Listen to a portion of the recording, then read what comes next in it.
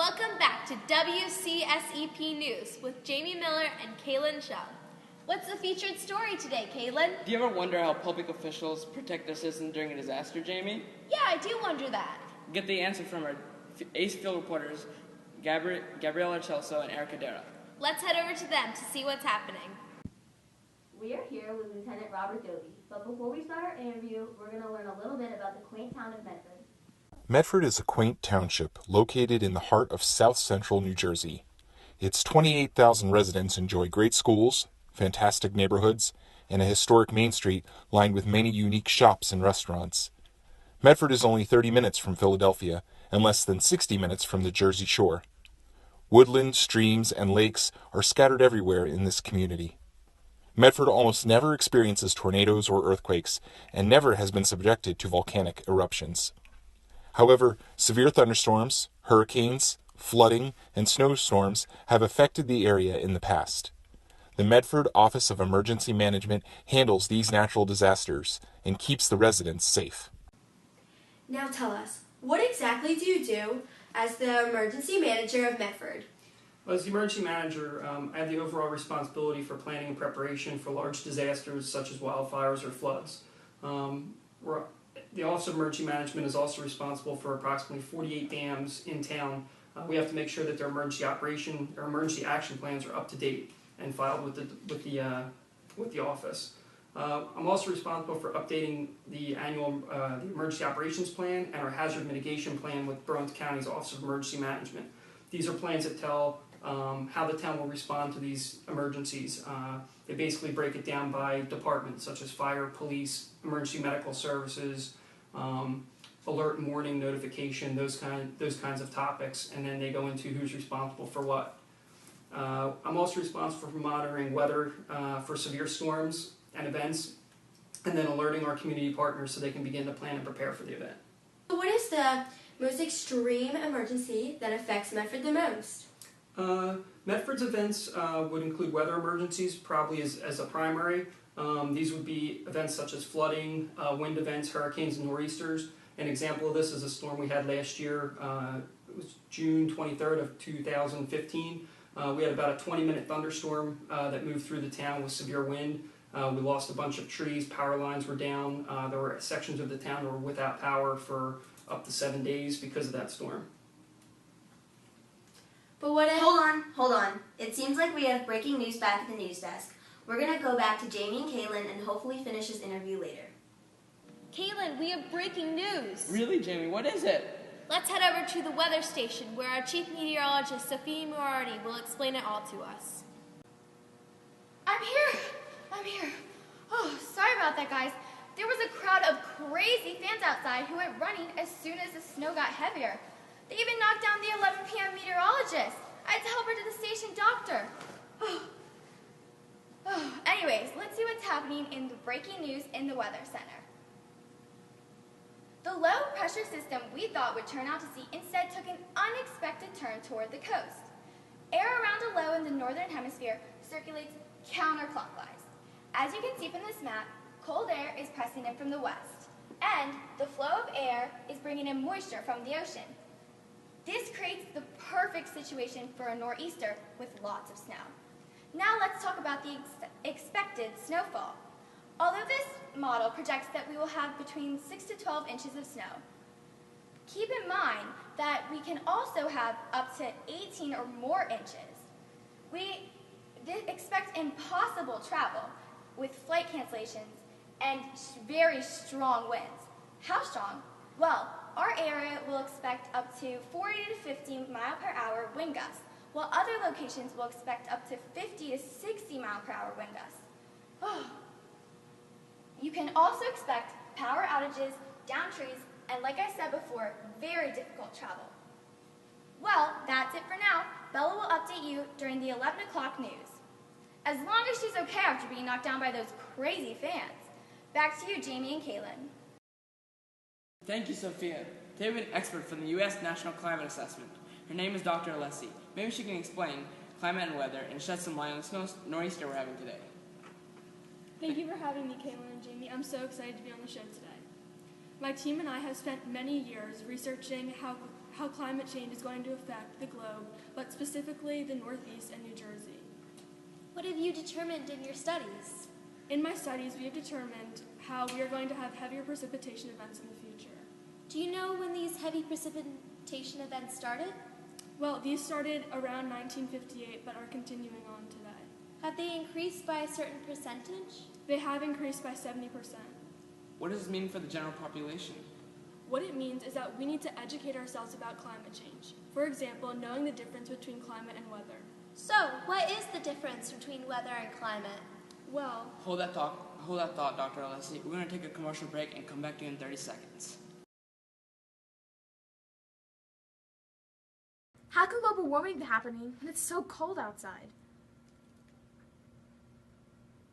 Mom, first of all, we don't call it global warming in this house. We call it climate change. Second of all, don't you know the difference between weather and climate? No, I don't. Well, weather varies. One day it could be hot, next day it could be freezing cold. But climate that's the average of weather over a long period of time. And climate is changing. It's a lot of information. Is there an easier way to remember it? Well, weather is the clothes you are wearing, and climate is the clothes in your closet. Wow, that makes it much easier. Where'd you learn that?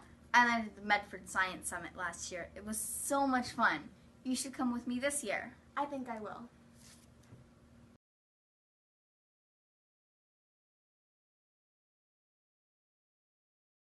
Well, that was convenient. Yeah, a commercial about weather and climate. Well, Dr. Alessi, do you want to finish up? well, I just wanted to bring with me this great book, and it helps wrap up how climate change is affecting us and how we should learn how to be more resilient. Well, thank you, Dr. Alessi, for coming. I think, Jamie, we have time to go back to our reporters out on the field. Yeah, they're asking the critical questions about our town's safety. Let's head back to them. Thank you, Jamie and Kaylin. Good thing you're back, because you're going to want to listen to some of these next important questions. Wow, we're lucky we just happened to be here doing this interview, because now we can ask questions about the storm. So, how will you communicate with citizens during this snowstorm? Well, we can use traditional methods such as radio and TV announcements like this. These can be done over public networks or private channels such as LDTV. We would also use Nixle, which is a free service that township residents can sign up for at nixle.com. It enables us to send text alerts and email alerts to their phones so they can get critical information over the wireless network as long as it's up and running. The other thing, we would also use all avenues of social media, such as websites, our township website, our fire department website, our police department website, Facebook and Twitter. Nixle links to both Facebook and Twitter, so when it goes out to the general population, it also links to those sites. If all communications were down and we were pretty much rolled back into the Stone Age, we could resort to a door-to-door campaign. We have a citizens emergency response team through our partners at Pineland CERT, and they could provide personnel to go door-to-door and hand out leaflets of information or check on residents who are affected. You have critical facilities such as firehouses, police stations, schools, and shelter locations in safe and accessible areas during storms like this one. Yes. Our primary shelter is located at one of our elementary schools that has a backup generator, and we work in conjunction with the school district to ensure that area is plowed and cleared if it's a snowstorm, or that the school's opened up and available. In the event of an absolute emergency where we had to open up, we have a fire department access key that provides us access to the school, and we can open the school up and begin preparations as a shelter. Always have an emergency plan in place for your family.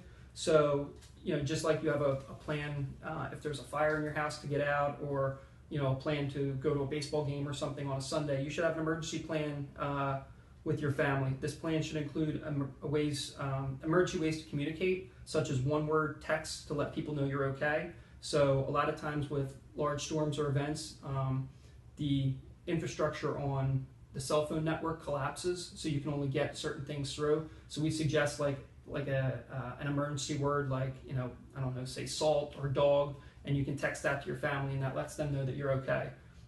Backup critical documents on a thumb drive, such as mortgage information, homeowners insurance information, medical information, like if you had prescriptions or things like that, and keep that thumb drive in a safe place.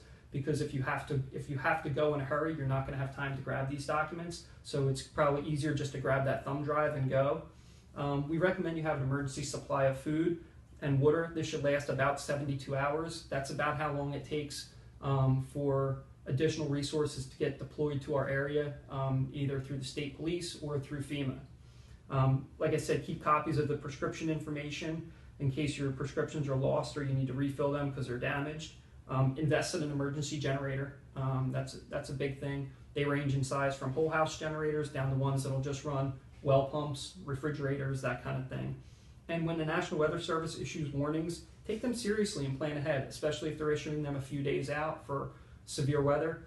Make a plan so you know what happens that day if it strikes and we get that foot of snow or that significant weather event. Thank you, Lieutenant Dovey, and I hope everyone keeps these questions in mind during this storm and any storm. Now let's send it over to Riley and Daniel with the police chief. Thanks, Gabby and Erica. We're here today with Police Chief Meter of the Medford Police Department. We're here to ask him a few questions today about the nor'easter we're having. So, Police Chief Meter, during the storm, what are your responsibilities as police chief? Well, first and foremost, my ultimate responsibility is to make sure everybody's safe. So in preparation for the storm, it's my job to ensure that we have enough personnel to respond to the storm. It's my job to make sure we have the proper equipment to respond to the storm, SUVs, four-wheel drive vehicles, so when people call us, they can be here. I need to prepare for traffic closures, road closures, things along those lines, so I need to ensure that we have those in place to be able to deploy when necessary. And then my responsibility as Chief of Police is to direct those resources as the storm goes on to the appropriate locations. Absolutely. Also, how many times have you had to deal with severe snowstorms such as this one? Well, I've been in policing for over 20 years now, and just about every year we have one or two storms where we have to activate the Emergency Operations Center, where we have significant snowfalls, and that we have to plan for these types of events. So I would tell you probably twice a year on average. How do you coordinate with the Office of Emergency Management? Well, the Police Department and the Office of Emergency Management work hand in hand with one another. As we prepare for a storm like this, we meet regularly. We'll meet 2-3 times a day coming up to the storm to get weather updates, to see what the needs of our citizens are going to be. Are we going to need to open up a shelter? What type of resources are we going to need? And then during the course of the storm, we'll meet here in the Emergency Operations Center, and everything that we do will be in coordination through the Office of Emergency Management.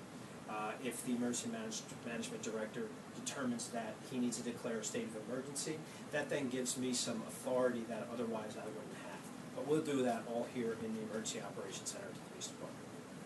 Are there any responsibilities that only the police force can handle? Yes, there are a number of responsibilities that only we can do. Even in a state of emergency or a nor'easter, we're the only ones who can do any type of law enforcement duties. Response to burglaries, response to any type of criminal activity, things along those lines.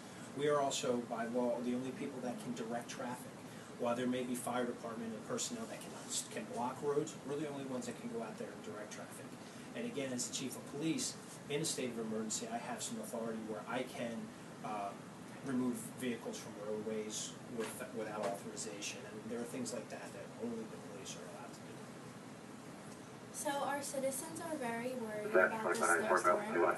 Do you have a message for our citizens? I do. I would tell the citizens that the police, fire, and EMS department, and emergency management department of Medford Township are very well prepared for this.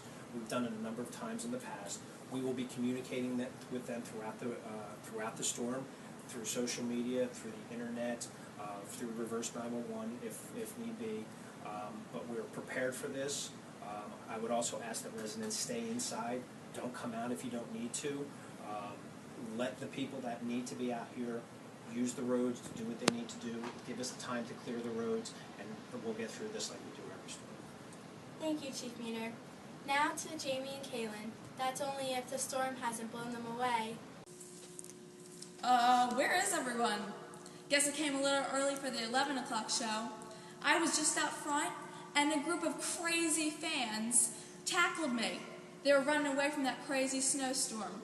They took my jacket, they took my pants, and even put me on crutches. First they're doing the wave, then they're dancing, then they're saying hi. Didn't even ask me for an autograph. But anyway, guys, it's crazy out there. Stay home and stay safe. I'll see you guys at 11.